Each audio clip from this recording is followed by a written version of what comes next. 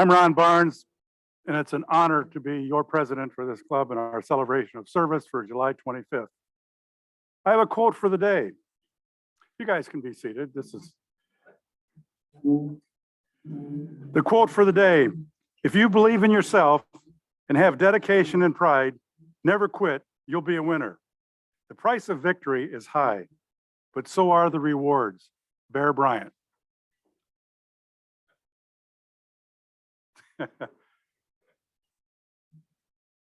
Our reflection today is going to be from Peggy Frisbee, who's chairman of our Rotary International Foundation Committee.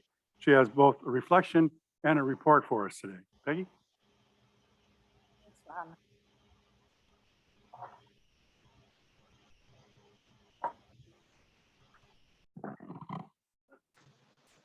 Good afternoon, everyone. I'm signaling to Michael over here. Oh, it's probably my soft voice. I'm continually admonished about my voice. You don't think it's working?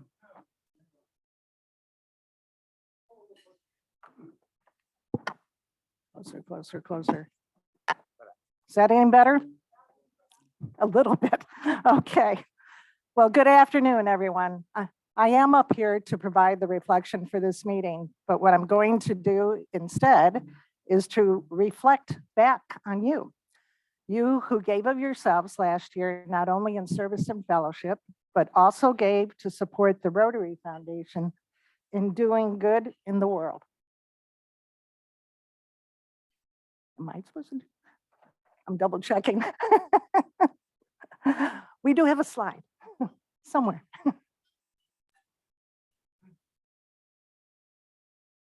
Well, Michael, should I go ahead? Oh, okay. You all really stepped up last year. We received $20,000 in donations to the Rotary Foundation, which surpassed our club's goal of $18,000. 3 out of 4 club members donated, and almost 100% of donating members gave $100, and some gave more.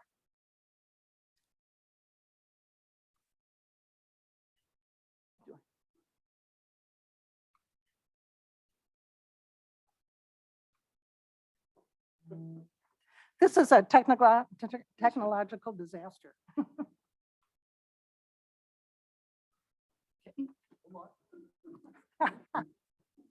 Keep eating, enjoying. Power on. There we go. Can you just do it for me? Yeah, I'm gonna try. All right. But let's pause to reflect on what happens to your contributions, okay? Ian Risley, a past president of Rotary International and head of the Rotary Foundation last year, said this about why the Rotary Foundation is important to each of us as Rotarians. To me, he said, Rotary and its foundation are inseparable. You can't have one without the other. They are two sides of the same coin. When you support the Rotary Foundation, you will also be supporting your fellow members who are bringing to life the projects our world truly needs. Projects like Rotary's effort to finally eradicate polio. Your contributions last year continue to help fund this effort. We are so very close to the finish line, and these last pockets of polio are proving to be really hard to conquer, but your contributions are helping. Your giving is at work throughout the world, combined with the contributions of Rotarians everywhere. Rotarians in our club supported disaster relief in Ukraine.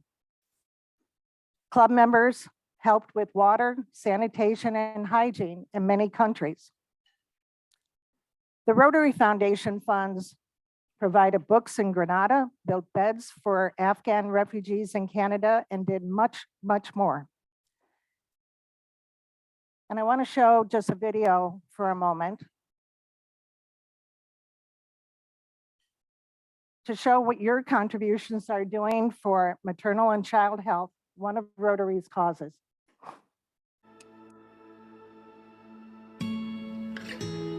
A single act of good can go a long way.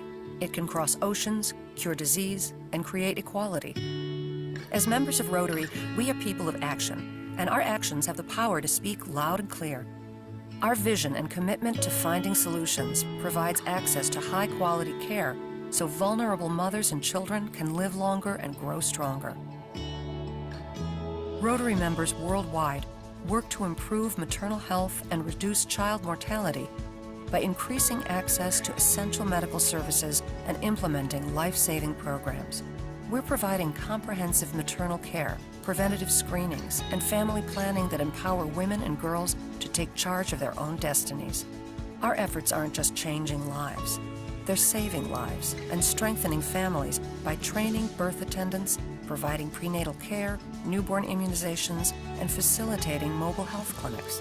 Thanks to Rotarians like you, patients are receiving the practical and compassionate treatment they deserve so that babies are born safely into the arms of healthy mothers.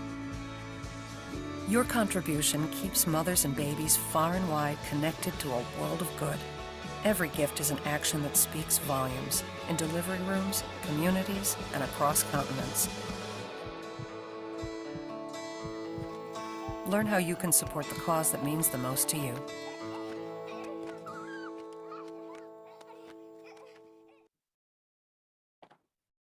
So that's the, yes.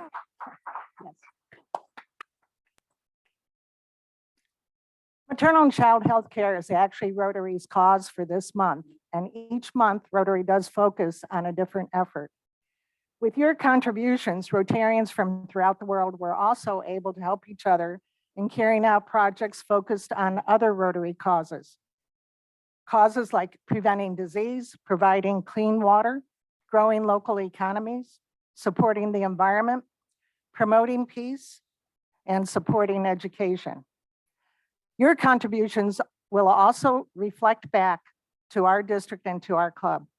3 years from now, half of your contributions will circle back to fund club projects throughout our district, like the one we did last fall that brought hundreds of third graders to Sober Mesa Farm to learn about farming, and next year's project to help the Lake Monroe Water Fund and its work on the quality of work in Lake Monroe. Your contributions also circle back to fund our district's global programs, like the Global Grant Scholarship of $40,000 to Megan Gerhardt for her studies in global development policy at 3 universities in Europe.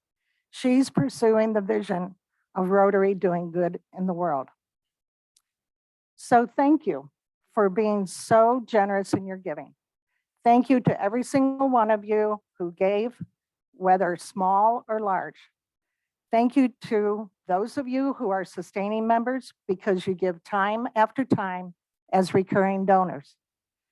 And thank you to those who count as every Rotarians every year because you gave at least $100 last year. And not to be forgotten, thank you to those who achieved Paul Harris Fellow status this past year. I'm not sure that Mike is here, Mike Baker, and I don't think he's online. Is that right? Okay, so Mike Baker has been our leader in the Paul Harris Fellow effort, as you know. I think as you really, really know. And he deserves his own recognition for his dedication to that program. Paul Harris Fellows are those who have achieved giving $1,000. That can be over 1 year, it can be over 10 years, it can be whatever period of time. But every time someone has given that at that $1,000 level, then you have achieved a Paul Harris Fellow recognition and can sort of go up the ladder with that recognition. I also want to thank the other members of the Rotary Foundation Committee from last year, Susie Graham, Lynn Schwartzberg, and Yolanda Trevino. And so in closing, we've got a little something for you. We've got kisses for you. Those are the kisses on the table. Okay, think of them as kisses of thank yous from the many people locally in our district and throughout the world whom you have supported, reflecting back on you all for your generosity and helping to do good and create hope in the world. Thank you.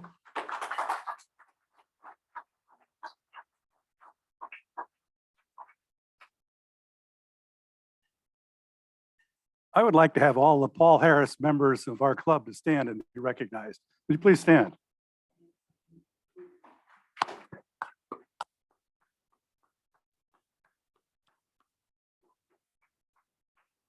Thank you all for being Paul Harris Fellows. I'd like to have Steve Engel come forward to introduce our guests. Steve?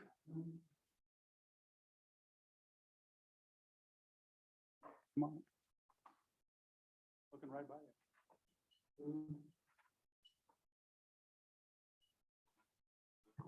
Well, it's my pleasure to welcome our guests today. And as I call your names, please stand up so that we can properly welcome you. First, have JT Waring out of LA, guest of Jim Bright's.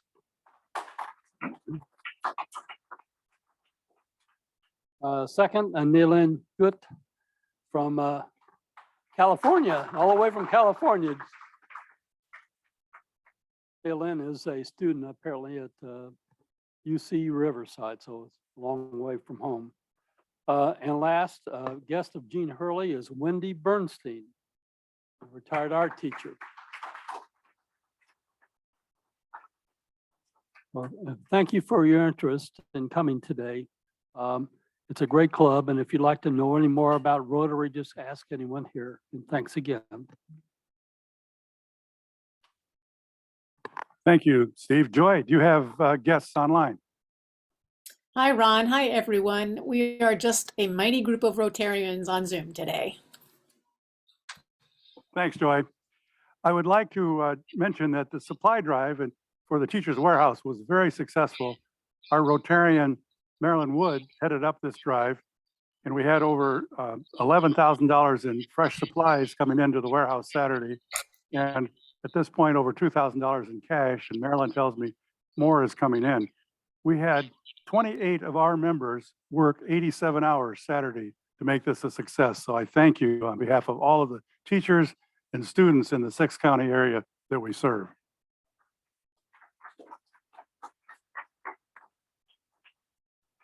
I'd like Aaron Roynton to come forward just for a second to receive his president-elect pin.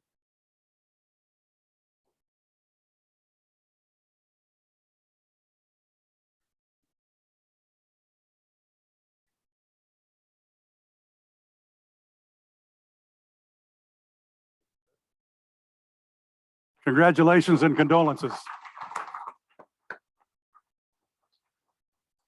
We have some birthdays in the club. One is today, Dick McCagg. Happy birthday, Dick. Scott Walters is July 26th. And one member anniversary, Connie should take us 3 years. Chicalis, I'm sorry, Connie. I'd like to introduce JT Waring to you. He's going to give an update on a water project that we've been involved in. As introduced, he's in the Los Angeles Club and founder of the Rotary Myanmar Water Management System project that we've participated.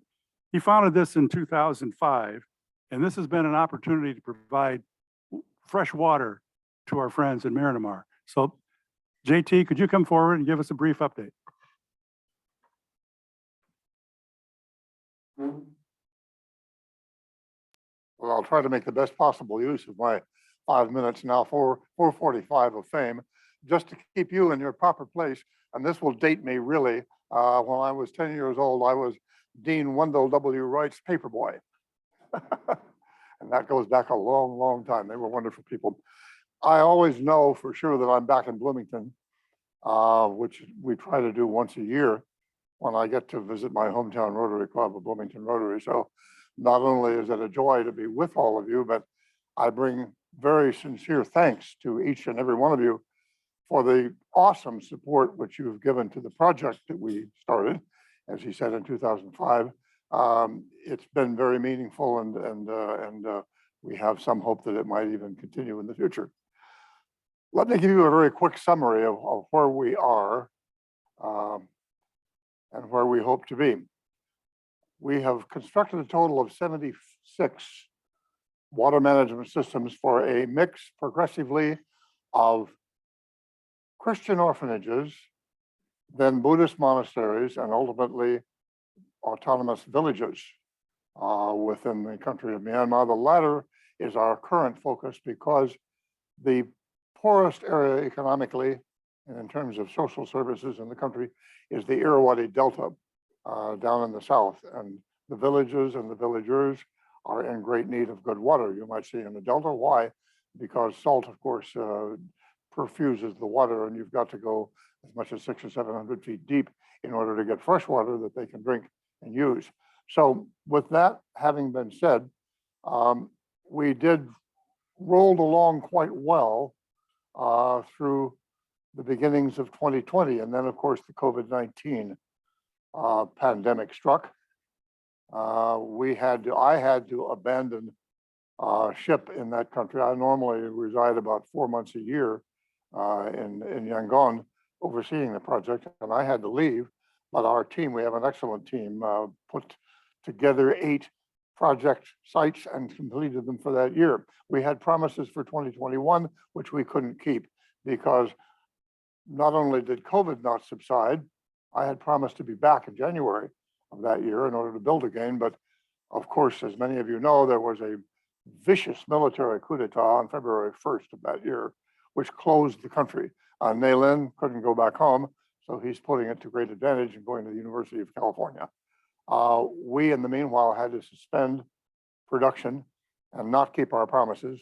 We have been working very hard to try to get back, and fortunately, we have a strong ally in the Consul General of Myanmar based in Los Angeles, as a result of which I was able to obtain a business visa and return very recently in May for 16 days in country to, number one, see if I could rally the staff team back together, which by the grace of God, we were able to do.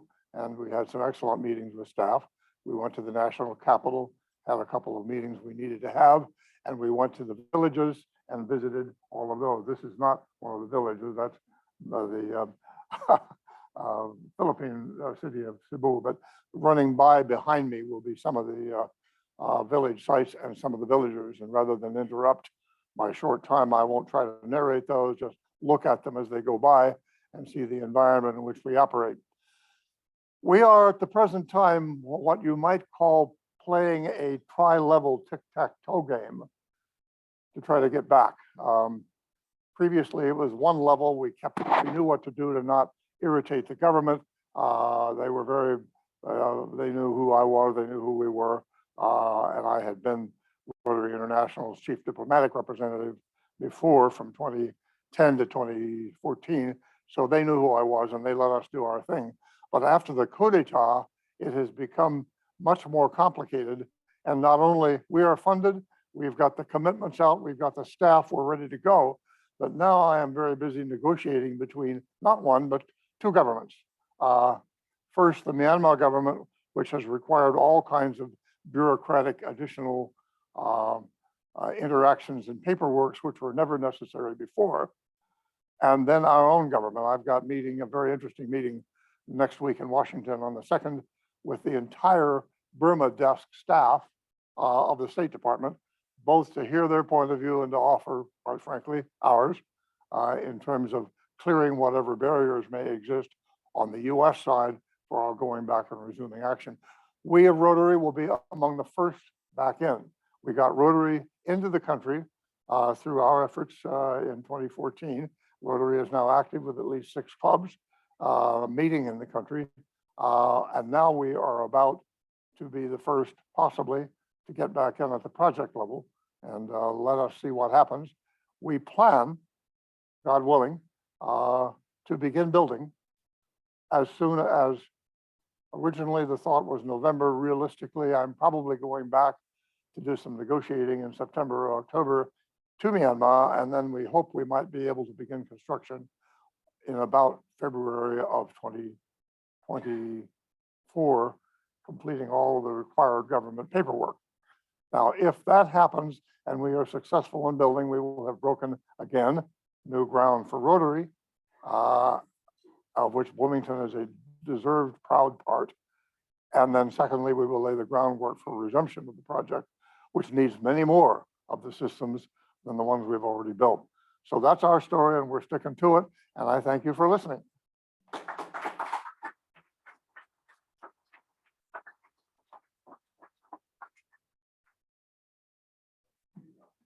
Thank you, JT. You make me very proud to be a Rotarian, the work that you do. To introduce our program, Charlotte Zitlow.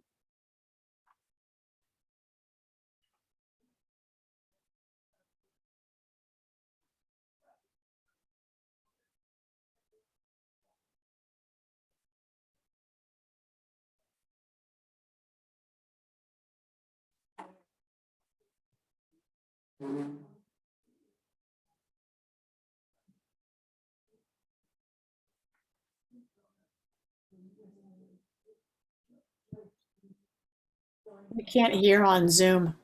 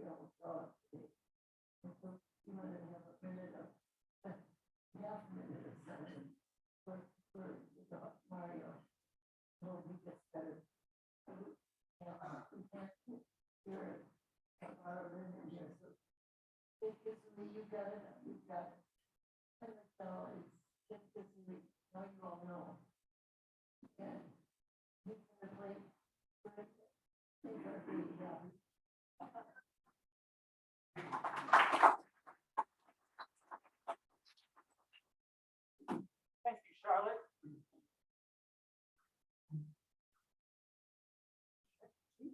4, 5. Thank you, Charlotte, my friend. Laura Lynn is very sorry that she cannot be here. I'm sorry she can't be here because things always go better for me when Laura is by my side, but I'll do fine without her today. Mario is lucky to have her, let me say that. I'm gonna open with a fun piece and perhaps a little silly. Charlotte and I like to remind each other to not waste silly. There's too much waste of silly in the world. So I'm going to do my part today. Our good friend Craig Brenner for years ran the Bloomington Boogies Festival, and he invited me to be a part of that festival last year. And I told Craig that I don't really know any boogie woogie, and he assured me that I did. And we got together and he showed me that I knew boogie woogie. And so I asked him, well, this is similar to ragtime music, which I am familiar with. Could we do Scott Joplin music as a boogie woogie? And he said yes. So some people might think this is silly. Perhaps it is. But here is Scott Joplin's Peacherine Rag performed as the Peacherine Boogie.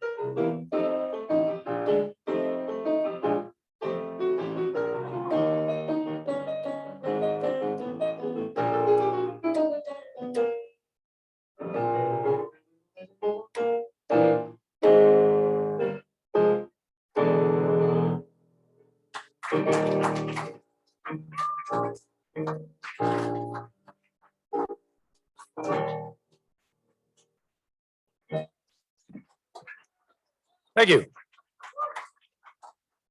Thank you. Silly, perhaps a wee bit silly.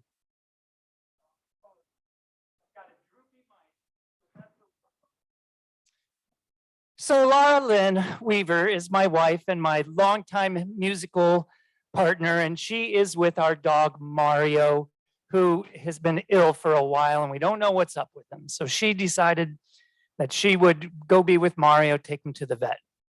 And we were originally not going to play the Mario song today, which exists, of course, but now I have to play the Mario song. I want to tell you a little bit about Mario. He was rescued. He was a street dog from Martinsville, and he weighs 14 pounds on a good day, and tiny, but he had a real rough edge, and he was not letting anyone talk to him and comfort him when he was finally in the kennel at Martinsville. But a dear friend rescued him, and ended up with us. Mario did, and we've worked with him, and he's become a love bunny, if not a bit of a frisky taters, one of his nicknames for us. So Mario has a lot of personality, as all dogs do. We have an album coming out soon. My wife and I in the band we play in, Kid Kazooey and the Ballroom Roustabouts. The name of the new album is The Ballroom Roustabouts, a bunch of animals, and it's a song, an album that's full of songs about animals, a large portion of them Bloomington animals, and this song is on there, and it's our song for our dog Mario, and it goes a little something like this. Mario,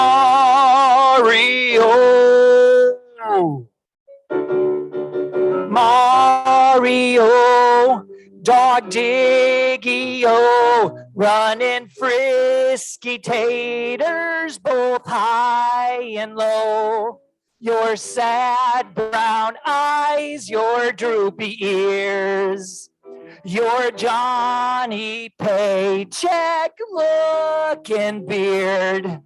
Mario, it's time to go. Be productive and professional. It's heel and free and sniff it, mark it, leave it. You're a good dog about the neighborhood. Good boy. Sit, lay down, roll over, show us your belly. Good boy. Sit, lay down, roll over, show us your belly. Good boy. Does Mario wanna go out on the boat for a paddle? You make a very good boat dog, and your ancestors herded cattle.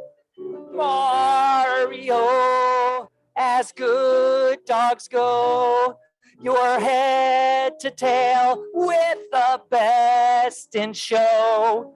You found our laps, now there's no going back. Ever since the day you came to stay. Ever since the day you came to stay. Ever since Mario.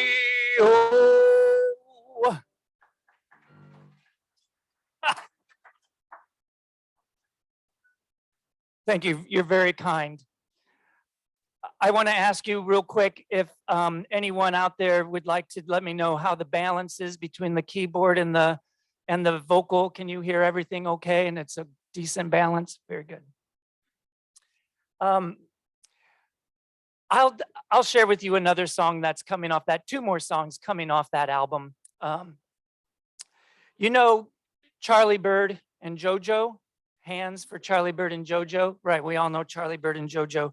I was in a pirate band that I started years ago. It's true, that year. The Pirate Flags. Did anyone get to see the Pirate Flags through the years? Wendy, of course, thank you. Charlotte. A certain prosecuting attorney may or may not have been in that band. But we played once on the courthouse lawn for the 4th of July because what's a better way to celebrate freedom than with a pirate band, because freedom is the best booty ever, right? Well, we had our friend Mitch Rice. Many of you probably know Mitch, frequent at the farmers market playing music with his wife Eileen. Mitch was very good friends with Jojo Peroski, who takes care of Charlie Bird. And that's how I first met Charlie Bird, was when we played this show on the 4th of July. And Charlie came to sit on Mitch's lap while he played my banjo. And Mitch, I don't know if he hit a wrong note. He probably Mitch hit wrong notes every now and then. Bless his heart. You got to know the wrong note to play at the right time. And Mitch did that, and Charlie Bird didn't like it. Charlie doesn't like jazz, I guess.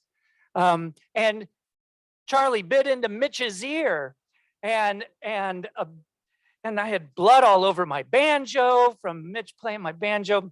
That was my introduction to Charlie Bird.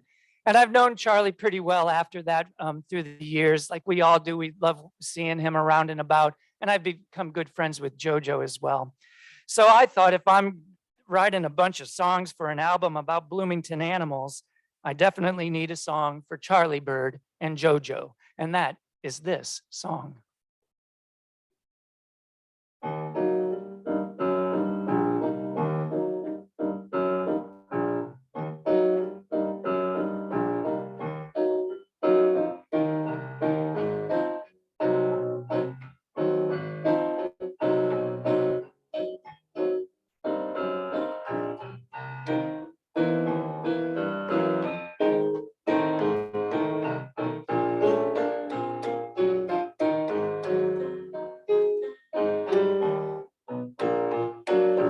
Charlie Bird and JoJo ride around the town on their bike.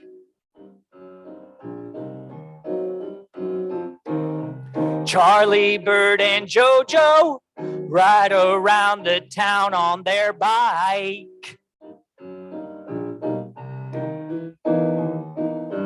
Sitting on a perch, making sure not to fly through the light. Charlie Bird and JoJo paddling aboard on the lake. Charlie Bird and JoJo paddling aboard on the lake. Sitting on a perch, making surfing look like a piece of cake.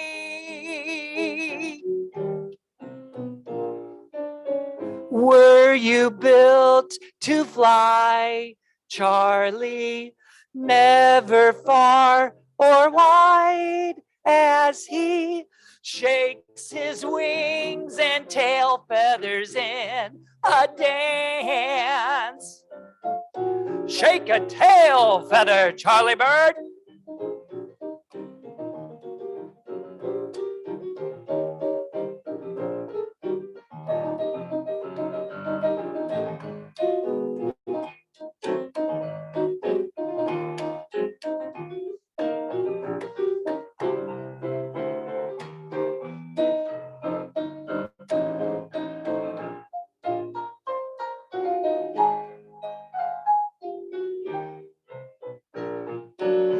Charlie Bird and Mitchie playing that pirate rock and roll.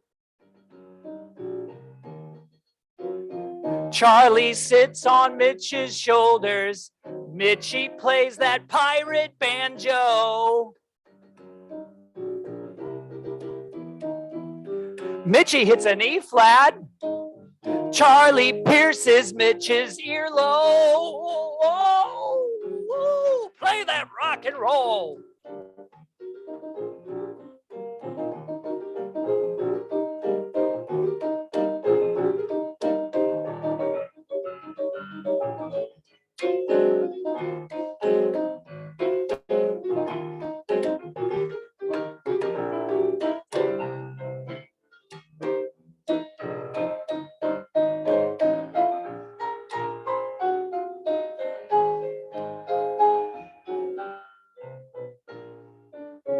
Were you built to fly, Charlie, never far or wide, as he shakes his wings and tail feathers in a dance. Shake a tail feather, Charlie Bird. Macaw, call. Charlie Bird and Jojo. Macaw, macaw, call.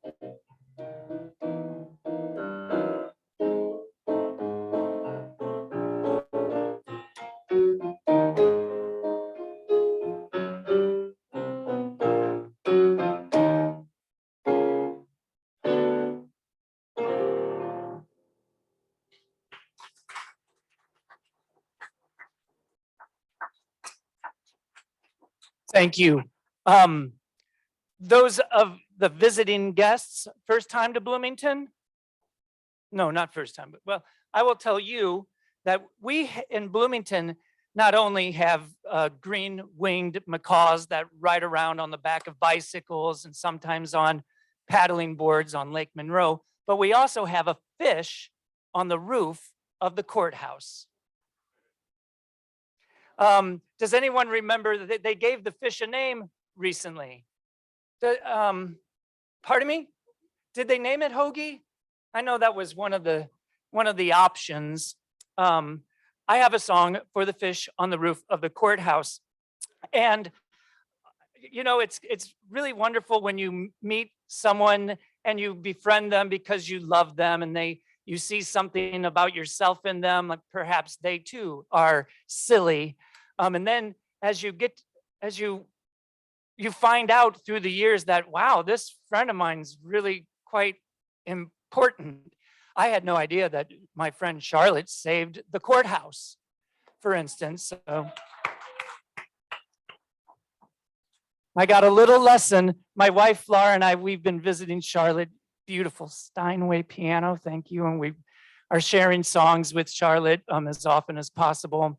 And Laura said, oh, you should play the Fish on the Roof of the Courthouse for Charlotte. And Charlotte reminded us that she saved the courthouse. So I would like to sing this song in honor of my friend Charlotte, so that there is a courthouse that a fish can be on in Bloomington.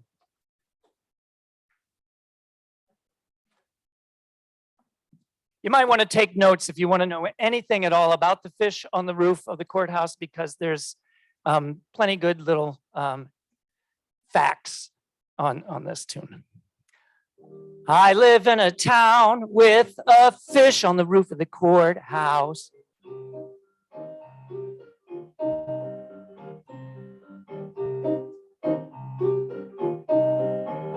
I put my shoes on first this morning, then changed out of my pajamas because of something that I learned last week in school. While the teacher was teaching the lesson, I was gazing out the window and suddenly remembered something cool.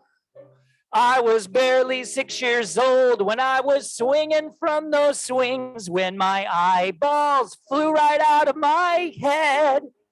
And they flew right past the fish on the roof of the courthouse. And I'll never forget what my mouth, which I left back at the swings, said.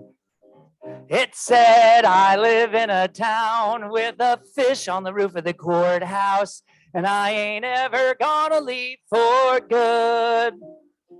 I live in a town with a fish on the roof of the courthouse, and should I go a-wandering, I'll come back like they said I would.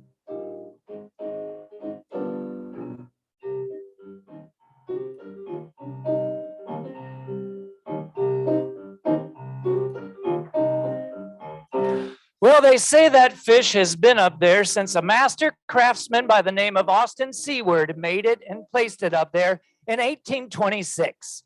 And it's seen the courthouse change from log cabin to brick to limestone, and certainly its fair share of politics. But to hear our own Mark Twain, Scott Russell Sanders explain, it swam up there from the primordial sea. that covered all of Bloomington and the rest of the Midwest hundreds of millions of years ago. And still I see that I live in a town with a fish on the roof of the courthouse, and I ain't ever gonna leave for good. I live in a town with a fish on the roof of the courthouse. And should I go a wandering, I'll come back like they said I would.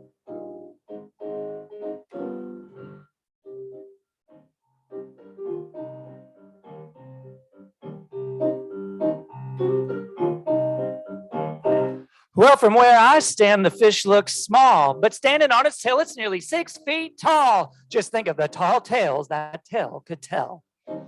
It's seen Hoagie breaking away in all of the Taliaferros and the many hats of Charlotte Zillow. Yes, we are all of us under its spell. Without inflection, it points in the direction of any way the wind blows, snows, rains, or hails. And it swims upon that dome in this place that we call home. I sense I'm guided by its gilded copper scales.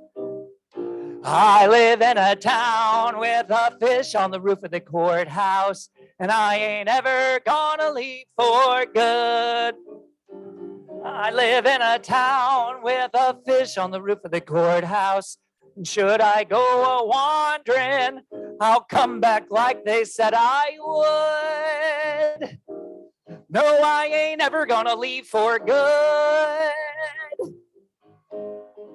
Because the fish on the roof of the courthouse, fish on the roof of the courthouse, the fish on the roof of the courthouse, fish on the roof of the courthouse, the fish on the roof of the courthouse, the fish on the roof of the courthouse, yeah, the fish on the roof of the courthouse, fish on the roof of the courthouse.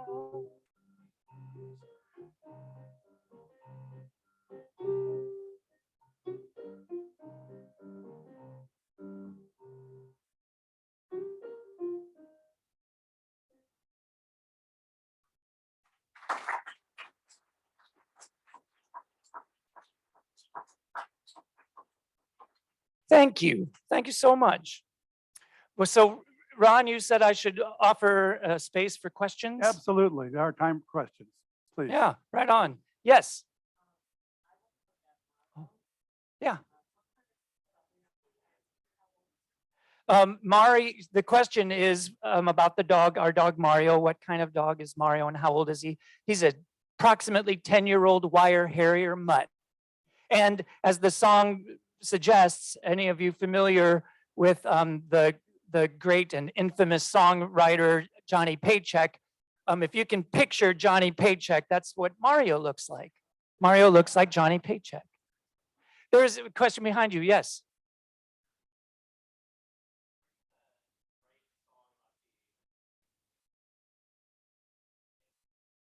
The alleged man-eating 9-foot turtle. No, we do have other songs on that album. We have a song about Little Bub, the internet famous cat. We have a song about another animal that I adopted, Vera. My buddy Gene is here in the audience, and Gene's sister Anne, dear friends of ours, former parents of now in doggy heaven, Rufus.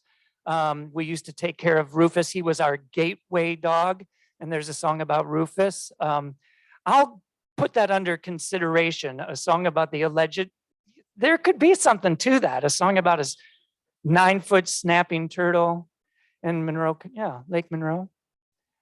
Any other questions for Kid Kazooey at this time? I am, Sarah and Marilyn are here to prove it. I'm also a librarian. I have my master's of library science, so I am trained to meet your informational needs.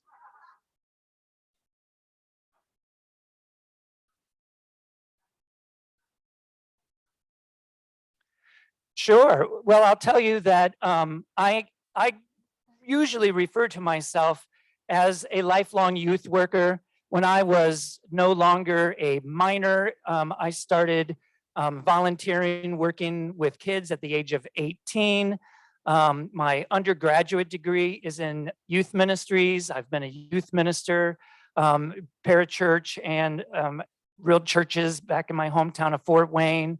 Then I decided to step away from organized religion, and I got my degree in library science.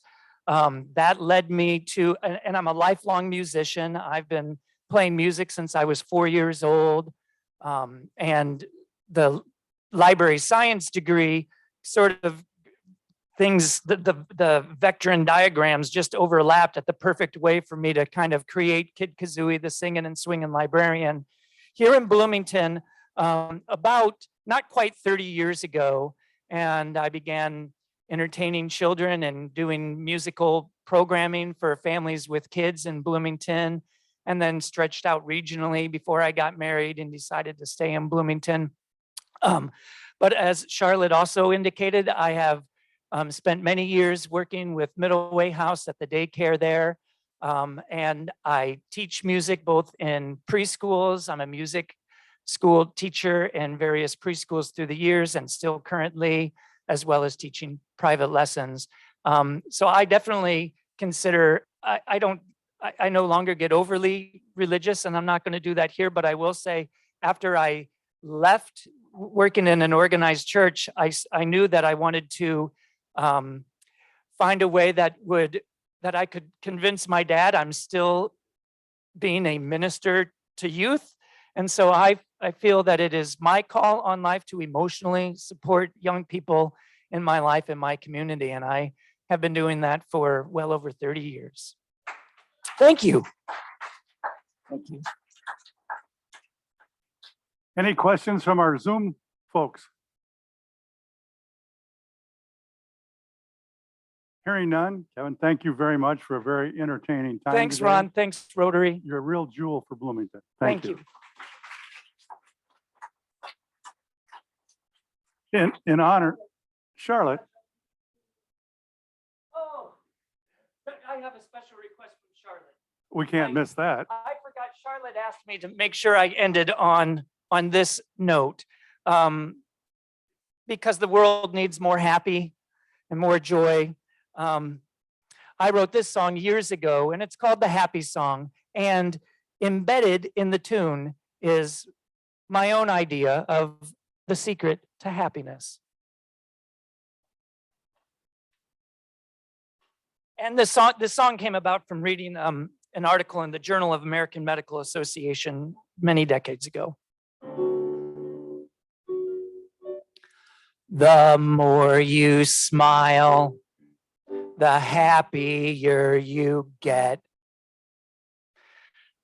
The more you smile, the happier you get. The more you smile, the happier you get. And the happier you get, the longer that you live. And that was what the article in JAMA suggested, that the happier you get, the longer that you live. Said the happier you get, the longer that you live. The happier you get, the longer that you live. And the longer that you live, the more time that you have. And I wrote that one because it seemed to make perfect sense. That the longer that you live, the more time that you have. I said the longer that you live, the more time that you have. The longer that you live, the more time that you have. And the more time that you have, you can sing and dance and play. The more time that you have, you can sing and dance and play. The more time that you have to sing and dance and play. The more time that you have to sing and dance and play. They sing and dance and play each day and every night. Each day and every night, I try to get it right. Each day and every night, I try to get it right. Each day and every night, I try to get it right. I try to get it right on the kisser. What? I try to get it right. On the kisser, I try to get it right. On the kisser, I try to get it right. On the kisser, kiss me, baby, give me a big fat wet one.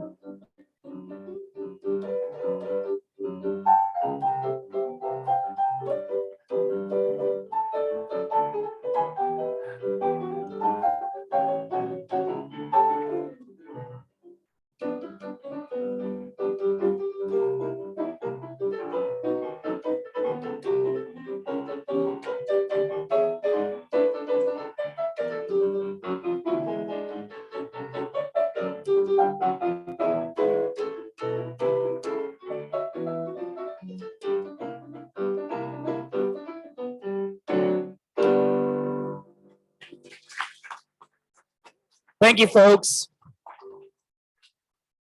Thanks, Rod. Thanks, Kevin. In honor of your presentation, we are making a donation to Stone Belt for support this quarter. So thank you for being here. I have some special acknowledgements to make. Our greeter was Wilson Shatandi. Thank you. Introduction, Steve Engel. Zoom host, Joy Harder. Reflection, Peggy Frisbee. Our reporter, Glenda Murray. Our mic camera operator, Natalie, thank you very much for stepping in.